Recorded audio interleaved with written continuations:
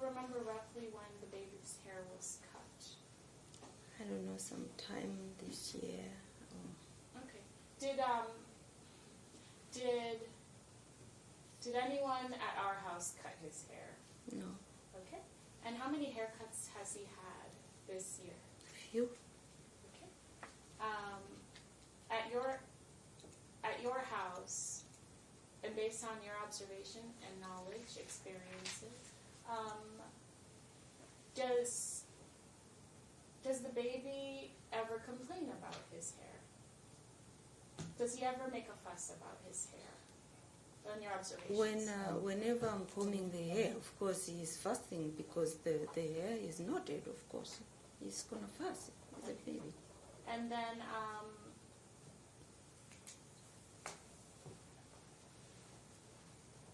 does the baby ever, he doesn't talk, but does he ever do any signals that he wants his hair to be cut? Based on your observation. On a 19-month-old, how are you going to interpret that? Right. I mean, now we're getting into real speculation, trying to interpret whether or not the baby's signals mean he wants his hair cut. Right. Does he ever act uncomfortable? Like, does his hair ever indicate that he's uncomfortable with it? That's just too vague. This is just very vague, very conclusive, very speculative.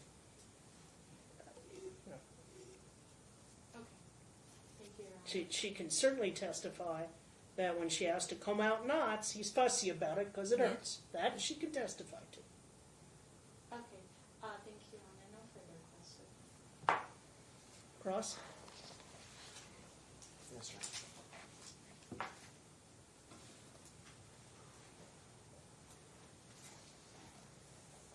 I just want to, I'll pick up where we left off. I think you testified that the words were, every time that the child comes back from Nick's custodial time, he has diarrhea. He does have diarrhea. But looking through the exhibits that were provided, I see one record of treatment for diarrhea from December 18, 2018. It's the record you testified about. Has he ever gone? Are there other medical records out there that you know of from other visits for diarrhea, or is it just the one from a year ago? We always treat with the medication that he has. We treat him. Oh, fair enough. Yeah. But I'm asking, other than the one record from a year ago, has he ever gone to see a doctor because of this diarrhea that you claim he has every time? This time, just this last week, he had diarrhea, yes. He had to go to, when he had the bed eczema, there was a diarrhea too. That was a stringy, mucousy diarrhea. So you're saying that the record that we didn't get served with, that was for diarrhea too? I don't know what you're talking Because about. I thought you said it was for diaper rash. That's why I'm just trying to... I'm asking, other than the December 18, 2018 medical record, do you know of another time when he went to a medical provider to be treated for diarrhea? Yes, gone. We didn't, probably she didn't put it in, but yeah, the baby has been going to, because every time he goes, there's a diarrhea, there's a diaper. So either we use the medication that we already have in the fridge, or... Okay. All right. So I'm a mother, I know how to treat my own children. So it sounds like you're very involved in caring for this child. Is that correct? I am involved because I live with them. Right. And Karen lives with you, correct? Yes. Does Karen pay you rent? Objection, relevance. Does Karen pay you rent? Objection, All relevance. allowed. It goes to the economic issues with regard to the party and the FDFs on file. Okay. It does. She Okay. does. How much a month does she pay rent? 400 something, just for the rent and not including utilities. So she also pays for some of the utilities? Of course, we all share. Okay. And how much does she pay you for child care? Anything? I don't know what you're asking. I'm just asking, does she pay you for all your help with caring for Julian? I am Julian's grandmother, So I'm not. For me, I'm not gonna allow for. To He's pay. just asking. I'm You're just not asking. paid anything for childcare, correct? I'm not paid. Okay, fair enough. All right, there's a stack of exhibits there. On the front page, there's like a chart that says Ravello v. Sangalaza exhibit binder. Do you see that up there? Yeah. And it's numbered 1 through 21. You see that? Yes. All right. I want to direct your attention. It's the very first exhibit. It's Exhibit 1. It's previously been admitted in today's proceedings. And I want to direct you to the very last page of that exhibit. So you'll see a green page that says Exhibit 2. It's the page right in front of that Exhibit 2 page. The very last page of Exhibit 1.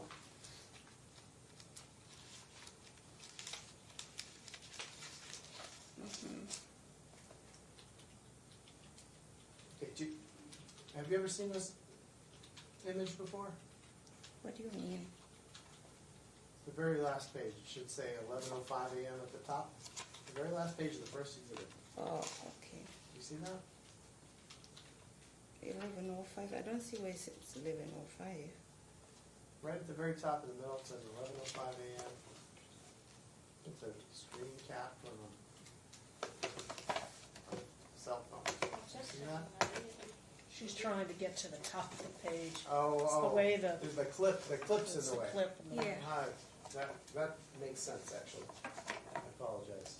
I needed a really big clip.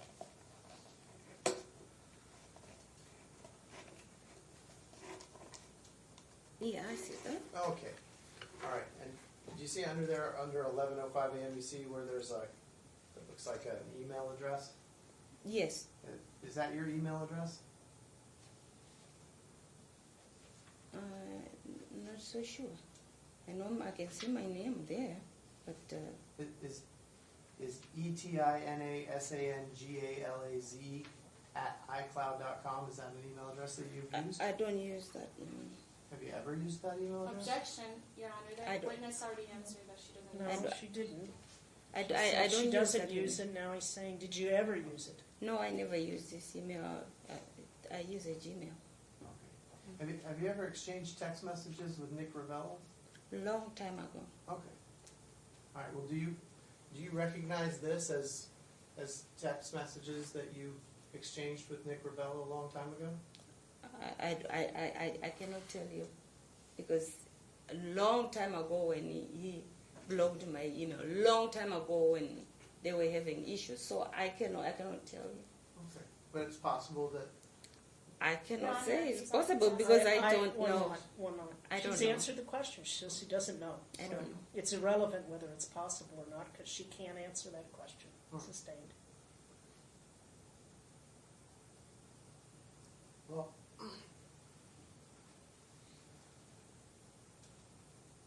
let me just ask you this.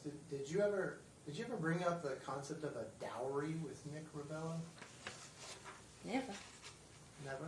I don't know what you're talking Did about. you ever indicate to Nick Ravello that he was going to owe your family lots of money? Objection, Your Honor. She already I don't know answered. what you're talking No, about. she didn't answer. It's a different question overruled. Go ahead. I don't know what you're talking about. Have you ever indicated to Nick Ravello that he was going to owe your family money because he had gotten your daughter pregnant? I don't know what you're talking about. I Are- don't know. Are you familiar with the concept of a dowry? Maybe. I don't know what is dowry. Objection, Your Honor. He's asking her to answer a question. Like I'm asking you something if you're way One beyond moment, her one knowledge. No, I'm moment. asking She you answered because the I question. don't One know. moment, ma'am. She answered the question, so move on.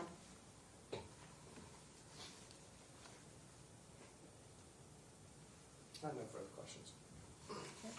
Redirect. No redirect, Your Honor. Thank you, ma'am. Please leave the exhibits there. You're free to step down. Don't discuss the testimony that you gave on the stand with any other witness in the case, okay? Yes. All right, thank you. Thank you. Okay.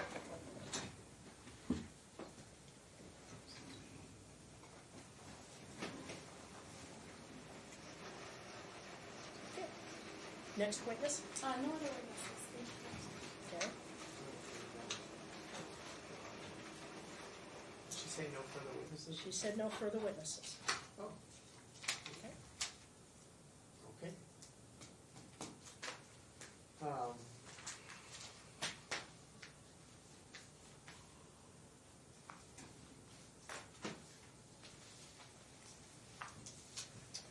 So, do you wish to do any rebuttal, Well, other than investigating the alleged November 18th report? Your Honor, may I, do I get a chance to go to testify as well? You're a witness, so if you want to take the stand, that's why I was, Okay. so you sorry. do want us to take the stand? Yes. I Okay. that's what I was trying to figure out. That's why Mr. Liefel stopped, because he was Okay. going to determine whether he was going to call you Right. in the rebuttal. So, all right, you can take the stand. Okay. All right? Can I take my documents?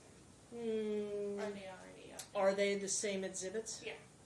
Then you should use the exhibits that are there, that are the clerk's exhibits, okay?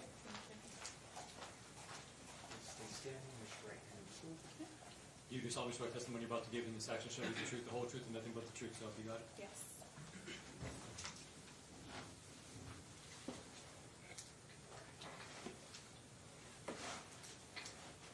Okay.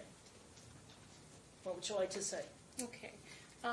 So, actually, I wrote down like everything, points that I wanted to. Am I allowed to use those or no? It's just things I wanted to say.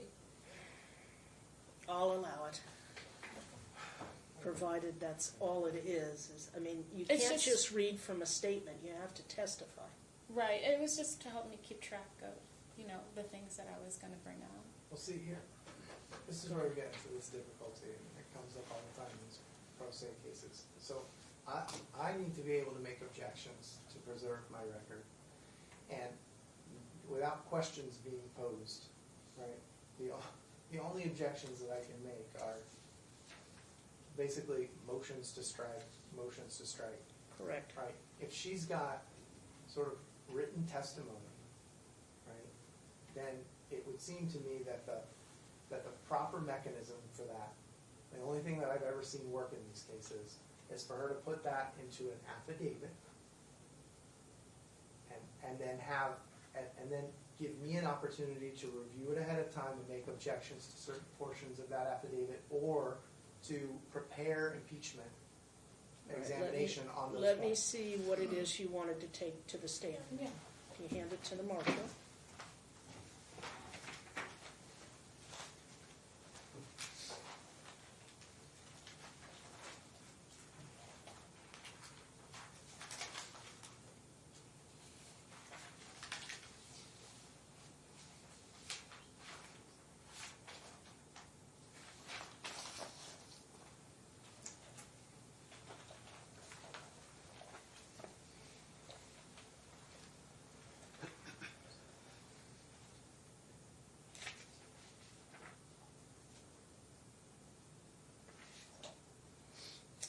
Okay, what I've been shown is a very extensive typed statement. And it isn't just reminder notes. So the answer is no. You have to give your testimony on the points that you want to make. And we'll make a copy of that simply for the record, put it on the left side, and that'll be... We don't have to use it. I mean, I can just. Well, yeah, I but can I'm just- making a record in case you ever object to the fact that I didn't let you use Oh, it. okay. Okay.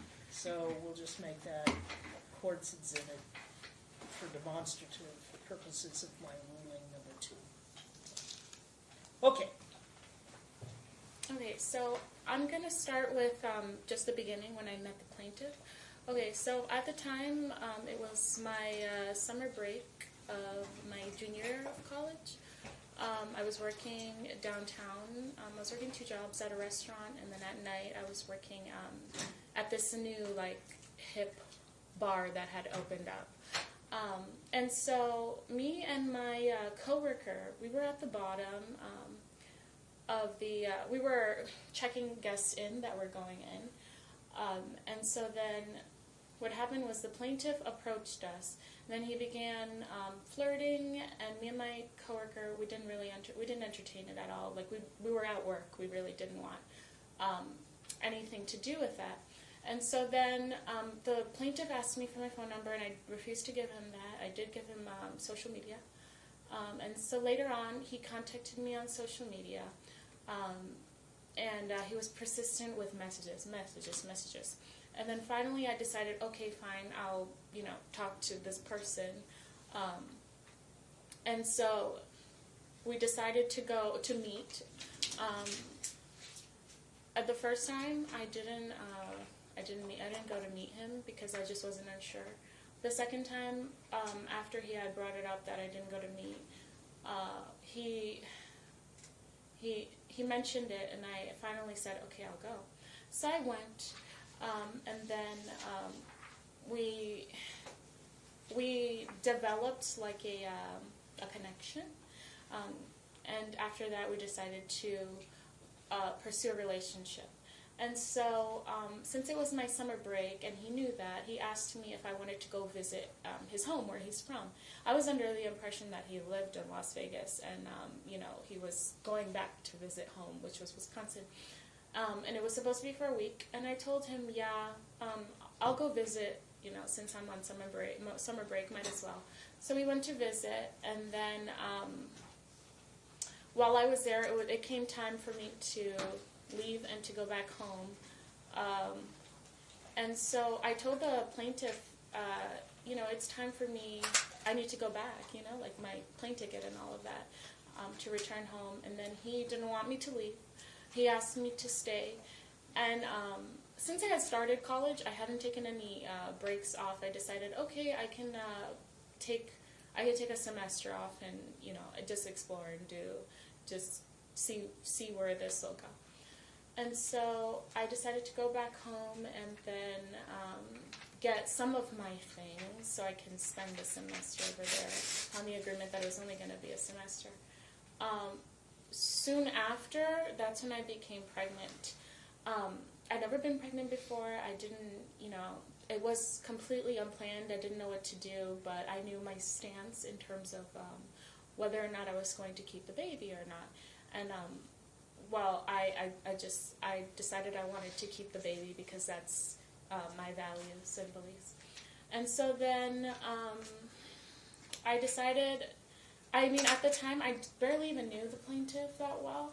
I didn't know anything about him. He had told me a bunch of things, which later on were proven to be untrue in terms of what he does for a living, and just him in general. Like I didn't know. It was so early on. And so I stuck it out from the summer of 2017 until December of 2017 when I was at his house in Wisconsin. He never had food in the house. I was pregnant, mind you, at the time, and every time I'd try to wake him up, he wouldn't want to go grocery shopping. And I would reiterate to him, hey, I need to eat, the doctor said I need to eat.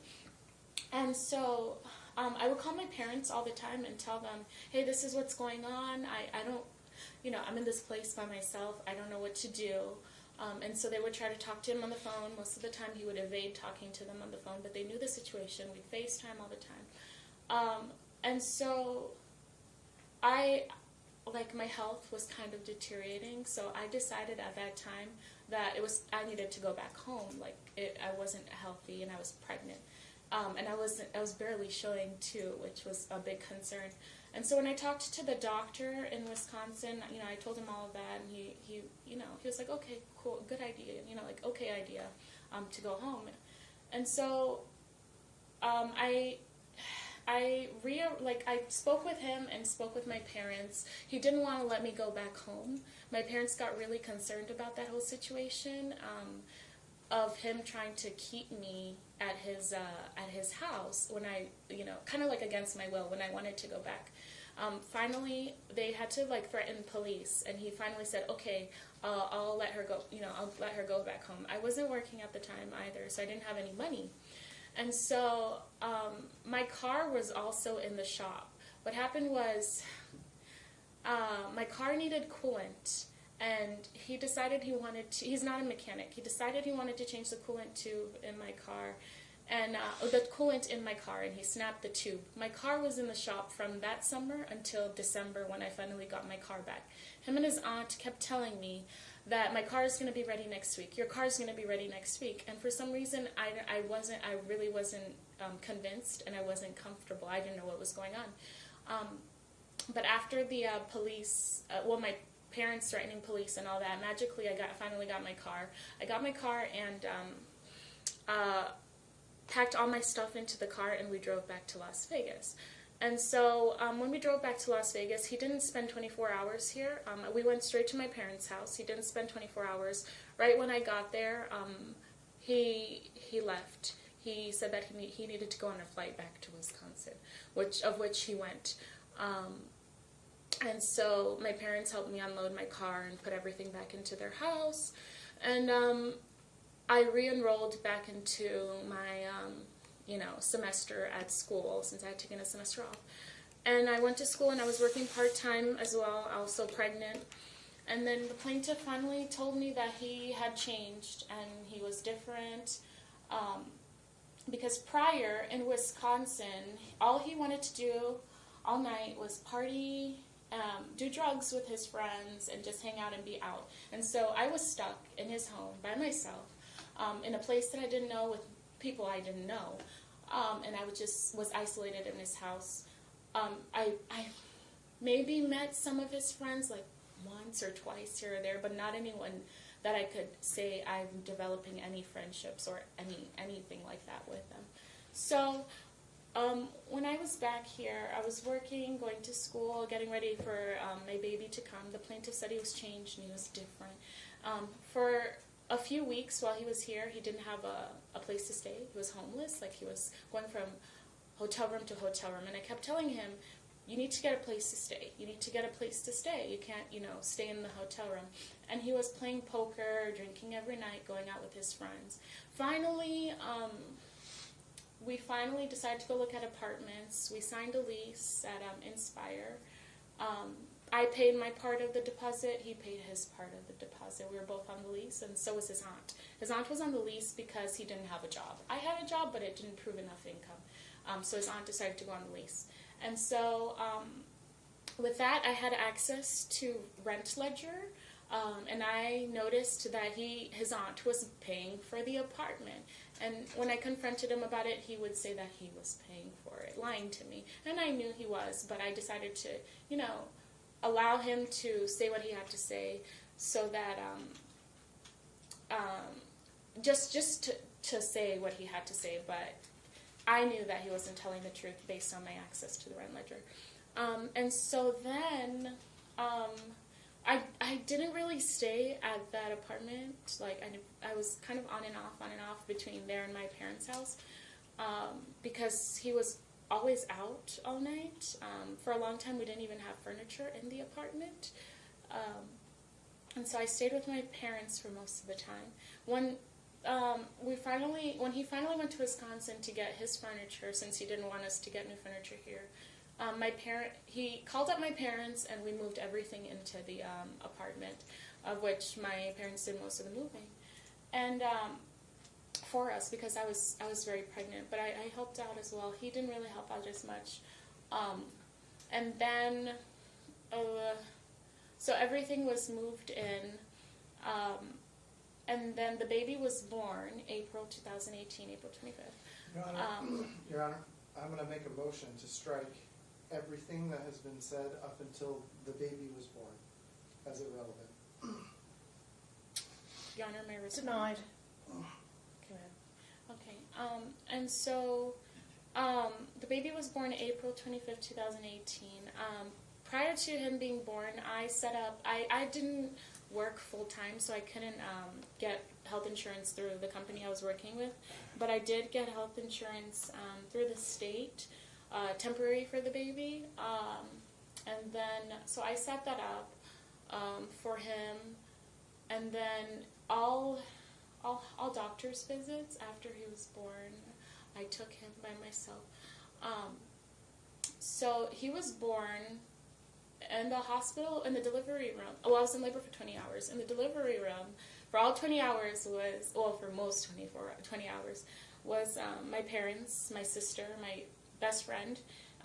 He was there as well. And then after the baby was born, during labor, my parents, pastor and their wife came to visit. They came to see us, brought us food too, because we've been there for 20 hours.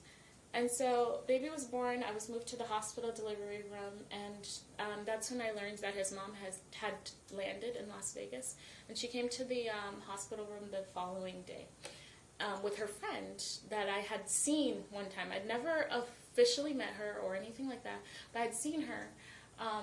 And so I felt really uncomfortable that there was this woman in a hospital room that I didn't even know, But thankfully enough, they didn't really stay that long.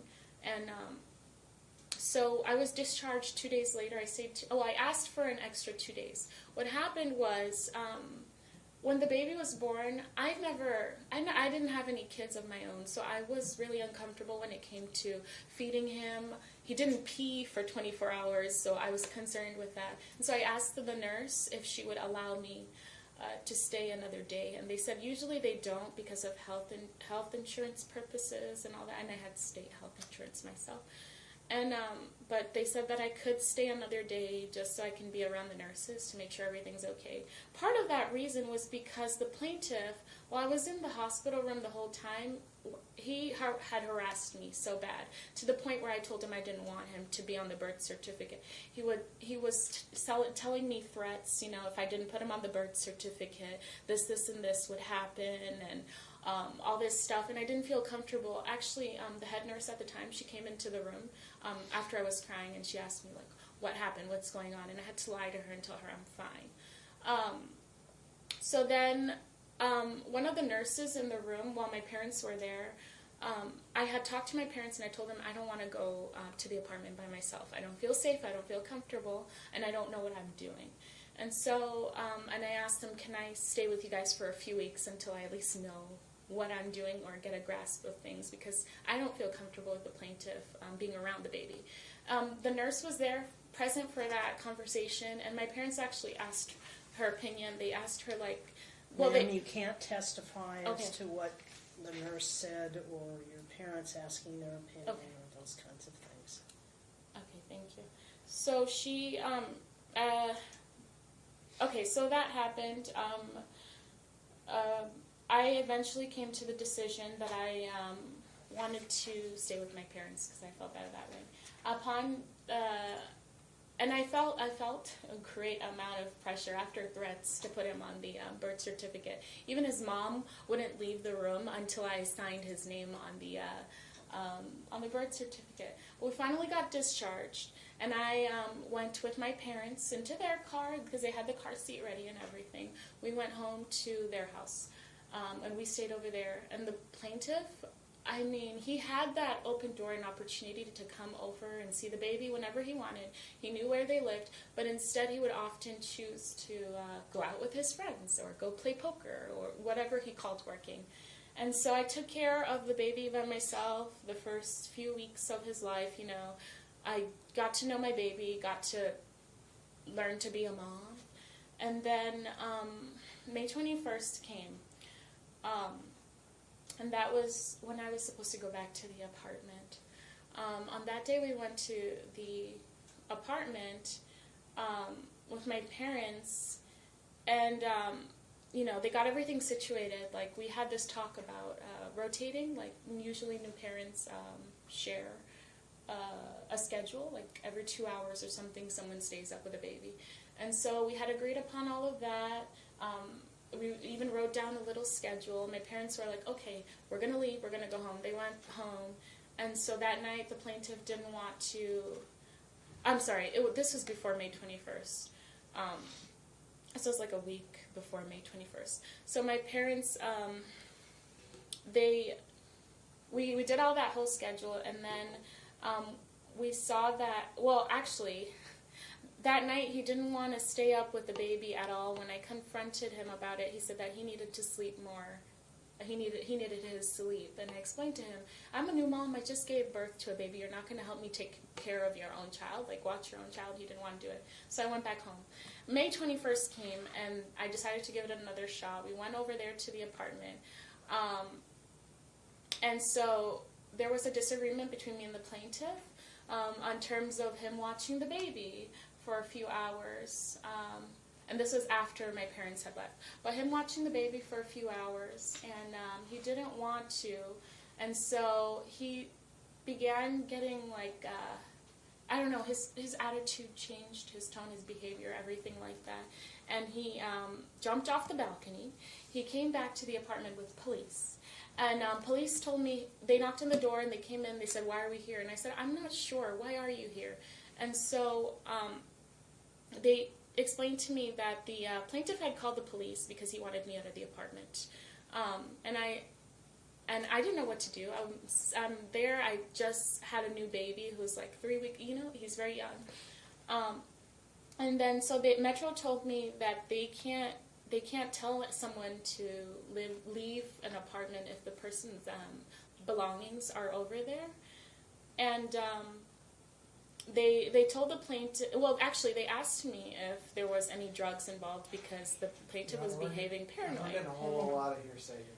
A whole lot on this. Sustained, you can't, since he's now objected, you can't say what the police told you. Okay, fair. Okay, so police came, and then the result was the plaintiff packed a suitcase and he decided to leave. At that time, I was on FaceTime with my dad because he wasn't there, but my mom was. And so he left. Later on in the day, he came back to the apartment after he had chosen to voluntarily leave. Came back to the apartment with 3 of his friends, and then they came into the apartment, saw that I was there, and tried to get me to leave. My mom was there, and as she mentioned in her testimony earlier, she said call the police, and that's when they all left the apartment. They all ran, and so they were downstairs. The apartment was on the 2nd floor. They were downstairs. We were on the balcony looking at them, and they were walking around, threatening in a very threatening manner. And so my mom sent him a text message, as she mentioned in her testimony, asking him why he had brought 3 big men, and he had brought 3 big men against one woman her daughter who just had a baby, and his response was because he didn't listen. And so that to me sent fear and all that. And so I went and I filed a police report of the whole situation, which I've submitted in one of my exhibits. But I didn't feel safe, That hasn't been admitted into evidence. Okay. You want to identify it and try to admit it, but it's simply your statement to the police, correct? Okay. So it has no relevance if it's just what you reported to the police. You've testified as to what you did and what happened. Okay. So I felt that threat, and I went and filed a police report. And so the plaintiff had a key to the apartment where he could come anytime. And actually, he would come to the apartment, but not to see the baby. He would come to get his stuff, more of his stuff. And so these messages have been submitted in the past, so if you can take a judicial notice of past messages as well, if you can. No, I can't take judicial notice of past messages. Okay. So if you want to identify them, these are the ones that have already been identified and admitted? No, there are others. Okay, then you'd have to lay the foundation and move for their admission. Okay. That's okay. I had asked the plaintiff, is he going to come see the baby? Is he going to send any diapers? Is he going to send anything for the baby, any money, anything? Didn't respond, didn't do it. And so the financial burden of the baby was on me. I had to take care of him by myself. Neither of us were paying the rent in that apartment. It was his aunt. And so I didn't have a job at the time. My parents came over to the apartment every single day to make sure that we had enough food and to make sure that we had some company. But at the end of at the end of the day, they would obviously go back to home to their house. But they would come whenever, every single day. After my mom got off work, she would be there. When my dad didn't have work, before and after work, he would be there for us. And so one day, June 13th, I believe, I received papers that were served to me at the door. And it was a complaint for child custody. And I was surprised, you know. I'm like, you have a whole key to come to the apartment. You come see the baby whenever you want. And you can at least ask about how he's doing or anything like that. But there was this complaint that said that I was keeping him from the baby. And so we finally went to court about that whole matter. And eventually it came to... he had to complete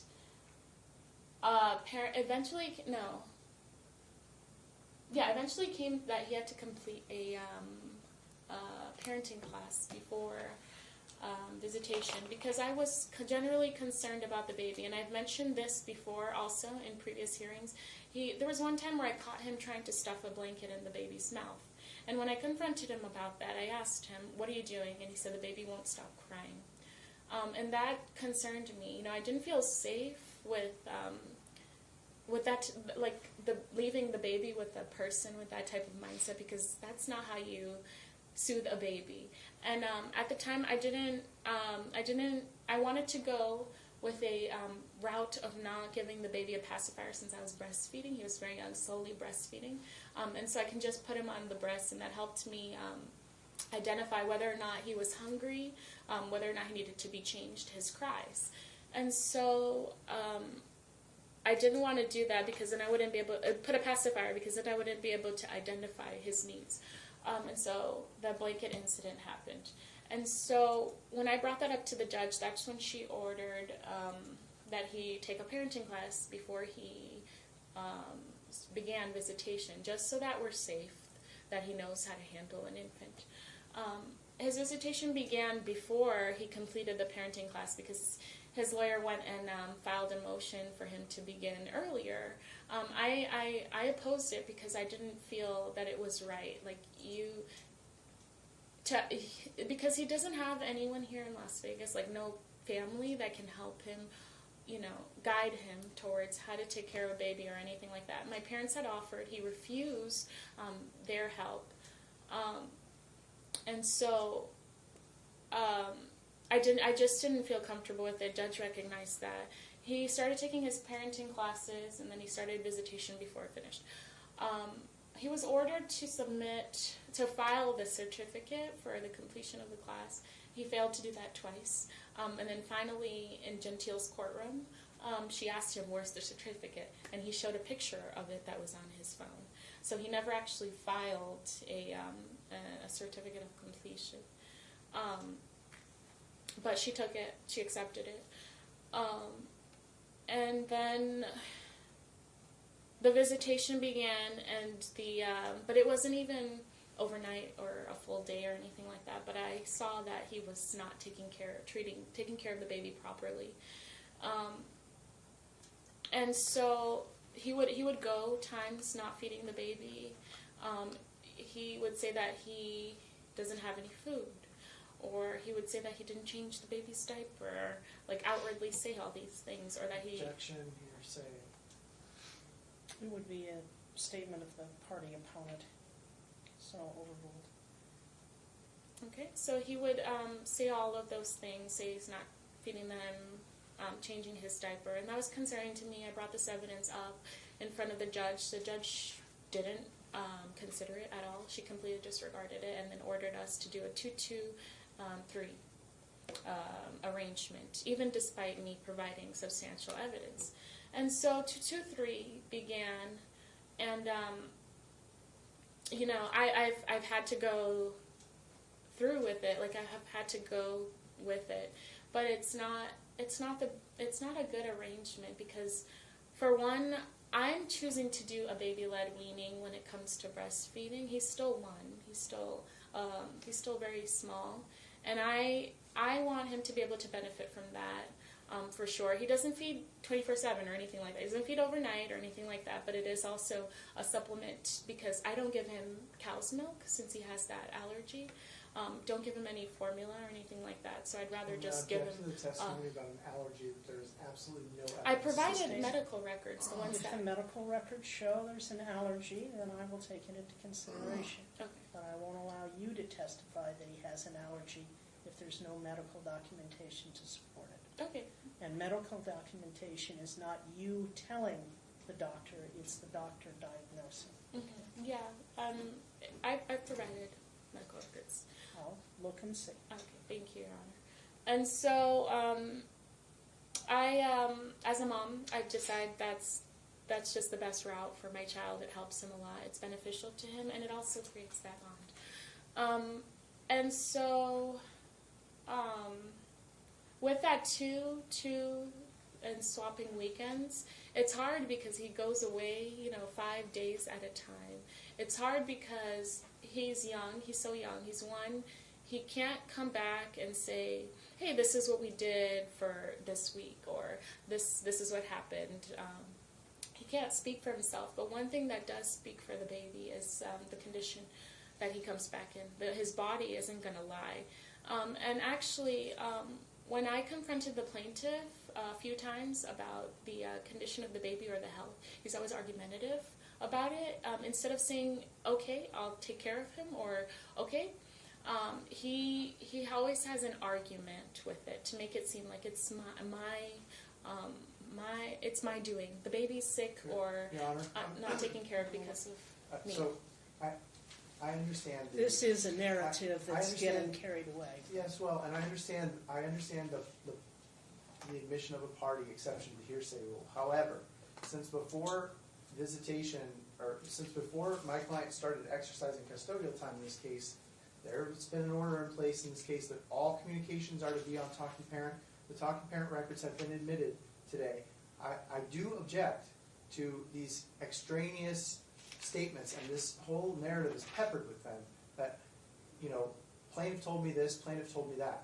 Your Honor, if we want, I can point to... If it's not in the talking parent record, I can point to the I record. object to it. I object to All right, it. so here's the issue. I won't strike her testimony, but I will review the talking parent, and I will look to see what they have discussed in terms of the weight that I give to her testimony, the same as I would do to the weight to be given to his testimony. Thank you, Your Honor. And so yeah, when it comes back to the condition of the baby, he can't talk for himself. He needs someone who can advocate for himself. And actually, when I recently took him to the doctor, CPS was called.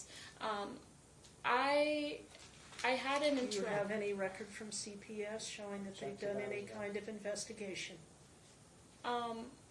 I can obtain one. I mean, the lady gave me her card, so I can obtain something and submit it, for sure. Well, that's what you should have done by today if you're claiming there is a pending CPS investigation. Okay, Did she give you an event number? I have a reference number, yeah. Okay. Go ahead. Okay. So, so she used the term of, You cannot Okay. indicate what she said to you. okay. Okay, so there's that involvement. It's new and it's recent, and it's based off of the November visit to the emergency room with the severe diaper rash. Okay. And when you go back to the desk, I'll let you give me an event number. Okay, thank you. And so that was in response to that and the actions that the doctor took. They have to contact. They had to. Ma'am, you cannot say, you can't give me hearsay. Yeah, it's you not can what they state said. that you believe that that there is a pending CPS complaint, and that you received a card with an event number on it from a CPS person. You Okay. cannot say what who called or why called or who made the complaint or things of that nature. Okay, so I was notified of that situation. But overall, throughout these visitations, I've been the protective parent. I've been taking the baby to seek medical help when a situation is when he's not well. And what is so concerning for me is the fact that he can send the baby in that condition and not say a single word to me. He won't make a comment. He won't send a single message. And so to me, that leads me to believe that he doesn't care about the baby. You've spent 5 days with him. You're changing his diaper, and the rash is continually getting worse. Why not just communicate that to me? It's always a surprise to me every time I get him and he has thrush, or he's got a severe diaper rash, or he's got an ear infection. I have to figure that out on my own. He won't say anything at all. Just recently, the diaper rash was so severe, I sent him to on an exchange with a Nisan medication, and I had told him to mix it with zinc, and because that was what I was to mix it with zinc. And so when I received the baby following that, you could tell that the diaper rash was getting better, because finally he was receiving a medication for it. It was being treated. It was being looked at. But there was no evidence of zinc being used in the diaper, because the Nisan is a certain color. It's a yellow. Zinc is white. And you can tell when a baby has, when his diaper contains certain contents, And so it's concerning that the baby can't speak for himself, and and he has to go through all of these things with a parent that won't communicate what it is that's going on. Every time I receive him, it's always something I have to discover on my own. I have to find, I open the diaper, I change his diaper, and I see, and I see something, and I'm like, how am I going to go and care for my own child? Most of the time, to this point, it's a situation where I've learned what I should put on the diaper rash. I've gone to the drugstore with my mom. We read the medication. We look at the Aquaphor and the Eucerin, and we use that on his body because it works to treat, eczema or dry skin or rashes. I take him to his well visits, and I've brought it up.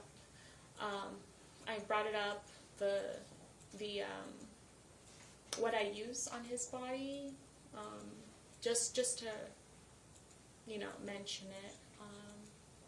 But yeah, it's unfair that a 1-year-old baby who can't talk has to go through all of these things. And there's one parent that's taking care of him. There's another parent that's sending him in a bad condition.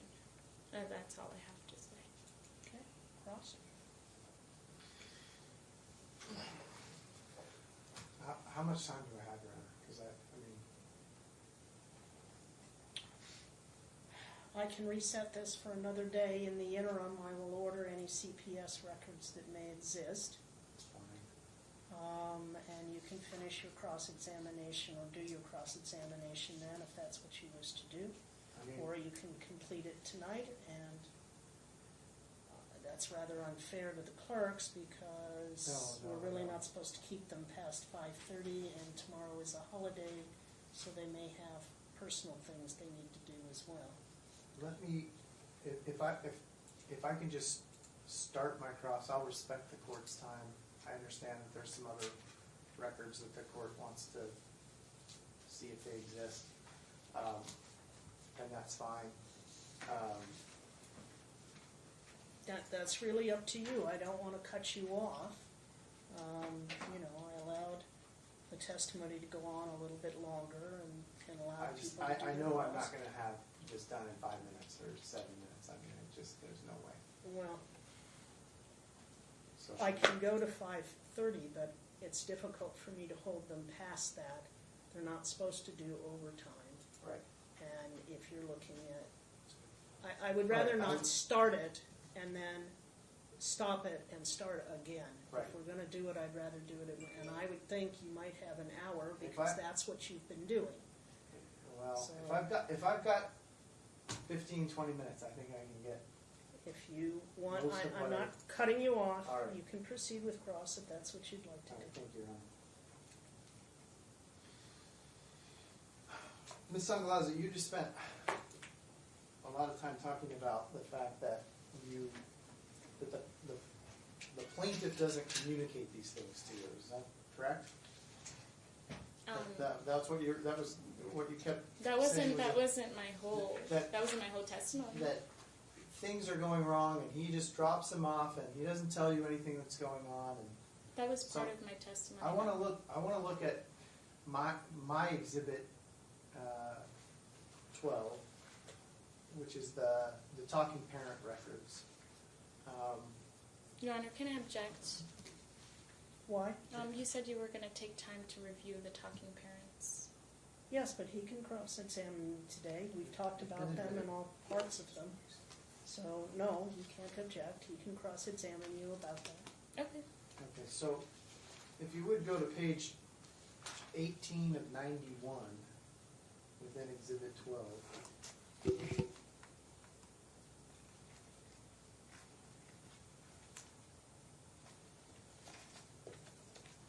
When your mother was on the stand earlier, we looked at these medical records that you had submitted, and one of them was from December of 2018. So, actually, let's go to page 17 of 91.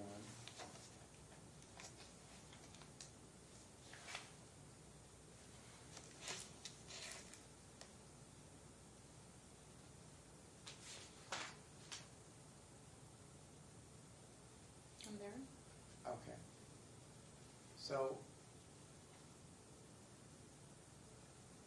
So December of 2018, right? That's the date on this page of all these conversations. These are in December of 2018. Looks like it. Okay, and it's a conversation about medical care, right? I don't know. I haven't read it. Well, so you said to the plaintiff, I'm looking at the 4th statement down. It says Keren Sangalaza on 12/9/2018 at 5:25:24 p.m. said, Southwest Medical, they're a huge corporation that operate with call center. You're free to give them a call. And then the next message you said, you know his name and date of birth, right? And then Nicholas says, what is his pediatrician's phone number? And you say, any Southwest Medical. And if you turn to the next page, Your Honor, I'm going to object. He's just picking and Well, choosing I'm lines. I'm trying to Ma'am, respect so the did court's you. time. So did you If you go to when the you were next- cross-examining. So If you go to this the is next page- cross-examination, he can do this. Right? Nicholas says, he's on your health insurance. How do I provide that info if we need to see a doctor? And Where's this? this is the top of page 18. That's what Nick says to you. And I'm just trying to respect the court's time. There's a lot of, And what's my response to that is making assumption shows no education. no, actually your response is a few No, lines my further response down. is When you immediately say- after that. When you say, you shouldn't be taking him to any doctor. I have primary No. physical custody. My You see that? my response is immediately after that. Okay. With my name, my response is immediately after Okay, that. so he says at 5:28 Mhm. p.m., he's on your health insurance. How do I provide that info if we need to see a doctor? And my And at response follows. 5:29. No. My response follows. It's the next line. Okay, so regardless, whether you want to call it a response or not, at 5:29, It you is a say response. you say you shouldn't be taking him to any doctor. I have primary physical custody. Right? And it also continues to say, if there's an emergency, take him to the ER. Okay. So He's trying to get information from you about the child's medical care. And at this time, And your response is, you don't get to take him to the doctor because I have primary physical custody. no, right? no, no. At this time, the judge had never ordered anything really. There was no order for our order was if he was going to take the baby to the doctor, he can choose to take him to any doctor he wants to take him, and he's going to pay out of pocket Okay, for it. so regardless of what the orders were, though, But again, that's the order. You've characterized that my client never provided you with information, and yet, and this is just one example, and the court is going to review What all these information records. is being provided here? None, and that's the problem. No, no, no. What So information here's- is your no, client here's the providing? thing. All right, The court's going to you're look at all not these going to records. argue with him, The- okay? And the you're court- just going to ask a question and not argue. That's fine.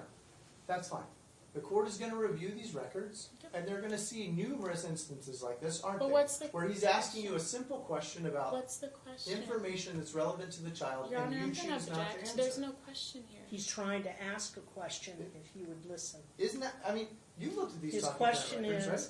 is that typical of your refusal to give him medical information? That's what he's really asking. Your Honor, my child doesn't have medical insurance. There's no information for me to give. Was he on Medicare at the time? At the time, yes. And he had medical insurance, didn't he? And he Mhm. had a Medicare card, didn't he? Yes, but the And you order... could have given that information, and your answer is going to be, well, if she doesn't give you that, you could always go take him to a pediatrician and just pay for it out of pocket. Which was the That order. doesn't relieve you of the responsibility of providing the information to him, nor does it relieve him the responsibility of saying, because she didn't give it to me, I'm relieved because it's all her fault. You're both poor parents to that extent. Okay? That is not an excuse for either one of you to act in the manner with regard to questions about where's the pediatrician, where's the insurance card. Well, the judge said you could take him to anybody you want. He says, well, I don't have this. Well, the answer is it's not a justification for him. If he's concerned about the child's health, he can certainly take the child during his time to a pediatrician. If you're so concerned about his health and wanting him to do it, then one would think you would give him the insurance and encourage him to go to the same facility that you go to. So the answer is it doesn't show very well for either one of you in terms of it. Well, Please move on, Mr. Lightwell, because we're not going to get into No, arguments. absolutely, Just absolutely. ask your question. She will either answer it or she won't. You can make whatever argument you want. That's fine. We're gonna switch to Exhibit 8. If you would find Exhibit 8.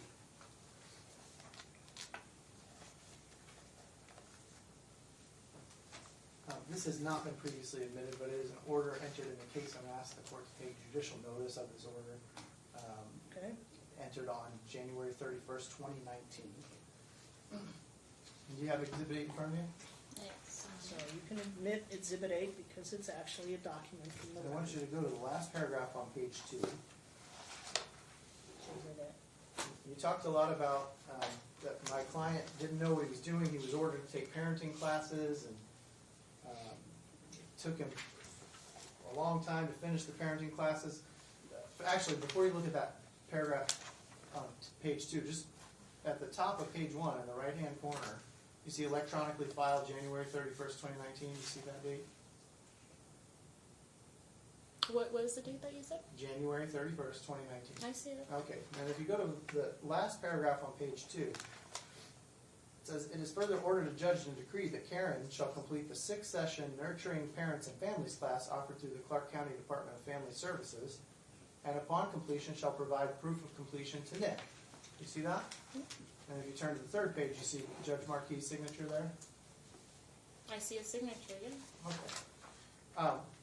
So on January 31st, 2019, you were ordered to complete a 6-session parenting class that you never even started, correct? Not correct. I completed a parenting class and I have a certificate. They didn't fail to file a certificate. I didn't file a certificate, but I do have one. I have one with me. I didn't file it or submit it, but I have one. You completed the 6-session Nurturing Parents and Families class? Yes, I did. So, Okay. and when did you complete that class? I don't remember, but I completed the class, and I have the If you have certificate. the certificate with you, you can file the certificate today if you wish to, or just show it to me. Yeah, I can show you the certificate. Just